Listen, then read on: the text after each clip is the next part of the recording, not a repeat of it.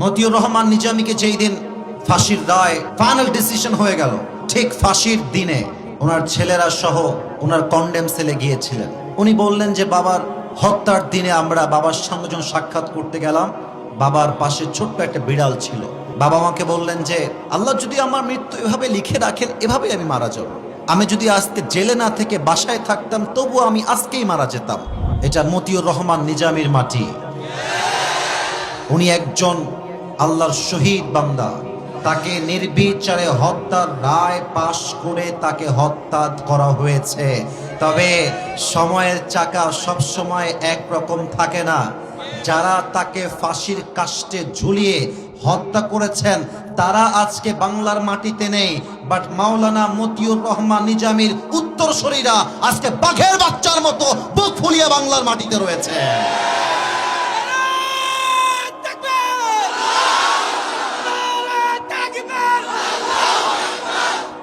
শুধুমাত্র ফাঁসির কাস্টে ঝুলাই দিলে ইসলামকে দমে দেওয়া যায় না, ইসলামকে রুখে দেওয়া যায় না। ইউরিদুনা লিইউতফিউ নূরাল্লাহি বিআফওয়াহিহিম ওয়াল্লাহু মুতিম্মু নূরিহি ওয়ালাউ কারিহাল কাফিরুন। কাফেররা চায় ইসলামের বাতিকে নিভিয়ে দিতে, কাফেররা চায় ইসলাম থেকে মাটির নিচে মিশিয়ে দিতে, বাট ইসলামটা হচ্ছে চারা বীজের মতো। আপনি এটাকে যত বেশি মাটির নিচে দমিয়ে দেওয়ার চেষ্টা করবেন, এটা শাখা সমেত হুঙ্কার দিয়ে সামনের দিকে এগিয়ে যাবে, ঠিক কিনা বলেন? মতিউর রহমান নিজামী সাহেবের ব্যাপারেই ওনার সন্তান নাজিবুর রহমান সাহেবের একটা ছোট্ট ইন্টারভিউ দেখছিলাম। মতিউর রহমান নিজামীকে যেই দিন, আগে দোয়া করি আল্লাহ ওনাকে জান্নাতুল ফেরদাউসের উঁচু মাকাম নসিব করুন, পড়েন সবাই আমিন। যেদিন ফাঁসির রায় ফাইনাল ডিসিশন হয়ে গেল, ঠিক ফাঁসির দিনে ওনার ছেলেরা সহ ওনার কন্ডেম সেলে গিয়েছিলেন। উনি বললেন যে বাবার হত্যার দিনে আমরা বাবার সঙ্গে যখন সাক্ষাৎ করতে গেলাম, বাবার পাশে ছোট্ট একটা বিড়াল ছিল।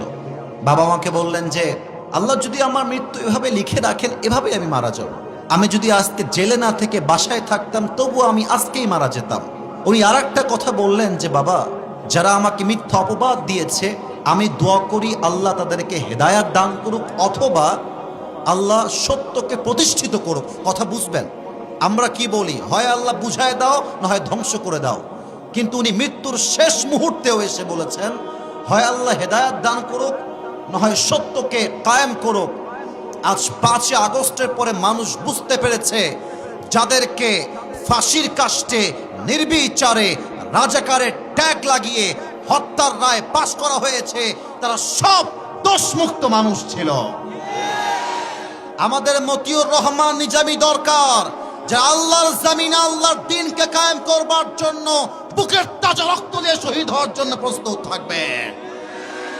আল্লাহ সেই ঈমান আমাদের দান করুক, পড়েন সবাই আমিন।